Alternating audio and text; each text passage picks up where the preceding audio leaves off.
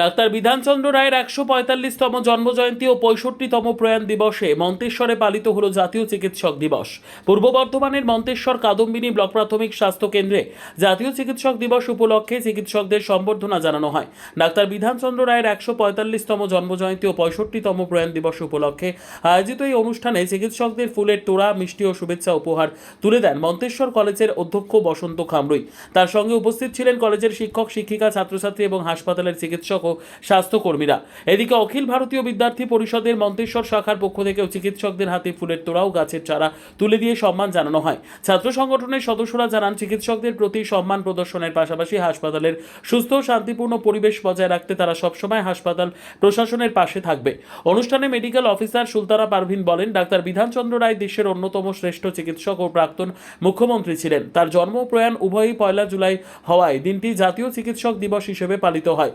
তিনি বলেন, রোগীদের সঠিক চিকিৎসা দিয়ে সুস্থ করে তোলাই চিকিৎসকদের প্রধান দায়িত্ব। পাশাপাশি তিনি ও সিনিয়র নার্স তনুকা ব্যানার্জি ১৬ বছর পর্যন্ত কিশোরীদের সরকারি হাসপাতালে বিনামূল্যে উপলব্ধ ক্যান্সার প্রতিরোধী টিকা নেওয়ার আহ্বান জানান। মন্তেশ্বর থেকে জ্যোতির্ময় মণ্ডলের রিপোর্ট, সুন্দর বাংলা নিউজ। আজকে 5 জুলাই, আজকে ডক্টরস ডে, মানে ভারতে আমাদের এই 5 জুলাইটা ডক্টরস ডে হিসেবে পালিত হয়। ডক্টর বিধানচন্দ্র রায় স্যারের জন্মদিন উপলক্ষে ওনার যে সমাজের প্রতি যে একটা অবদান ছিল, সেই অবদানটাকে সম্মান জানিয়ে আমাদের এই ডক্টরস ডে পালিত হয়।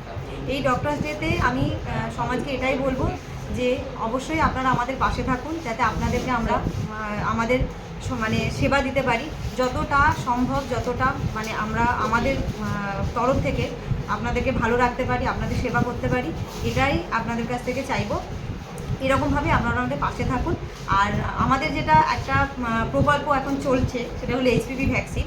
সেই ভ্যাকসিনের সম্বন্ধে কিছু কথা আমার তনুকাদি পেয়েছেন, বলবেন। আজকে ডক্টরস ডে প্রথম হচ্ছে সমস্ত ডক্টরসকে আমাদের সবার তরফে, বিশেষ করে আমি একটি নার্সিং স্টাফ, আমাদের সকল নার্সিং স্টাফের তরফ থেকে আন্তরিক অভিনন্দন, ভালোবাসা, শ্রদ্ধা, প্রণাম সমস্ত কিছু জানালাম। পাশাপাশি আমার এখানে এখন উপস্থিত আছেন আমাদের কলেজের প্রিন্সিপাল স্যার এবং তার সহকর্মীবৃন্দ, সকলকে আমার শ্রদ্ধা, ভালোবাসা জানিয়ে আমি দু একটা কথা শুধু বলবো। ডক্টরসদের যে কথাগুলো সেগুলো অলরেডি আমার ম্যাডাম বলেছেন। আমি শুধু এই মুহূর্তে আমাদের যে রানিং একটা ভালো প্রোগ্রাম চলছে এইচপিভি ভ্যাকসিনেশন, সেটা নিয়ে দুটো একটা কথা বলবো যে এই ভ্যাকসিনেশনটা যদি আমরা দিতে পারি তাহলে আমাদের মেয়েদের যে ক্যান্সারজনিত মৃত্যু যে হয় তার দ্বিতীয় বৃহত্তম কারণ কিন্তু আমাদের জরায়ুর ক্যান্সার। এই জরায়ুর ক্যান্সারের প্রতিষেধক এতদিন আবিষ্কার হয়নি, এখন আবিষ্কার হয়েছে এবং সেটা দেয়া চলছে। একটা টার্গেট গ্রুপ করা হয়েছে, যেটা হচ্ছে 14 ক্লাস থেকে 15 বছরের মধ্যে। আমরা আপনাদের সকলের কাছে একটাই কথা বলবো, আসুন আপনারা এই ভ্যাকসিনটা নিন এবং হচ্ছে সমাজকে আমাদের জরায়ু ক্যান্সার মুক্ত করুন এবং আমাদের মেয়েদেরকে অনেক বেশি দিন বাঁচবার সুযোগ দেওয়া হোক।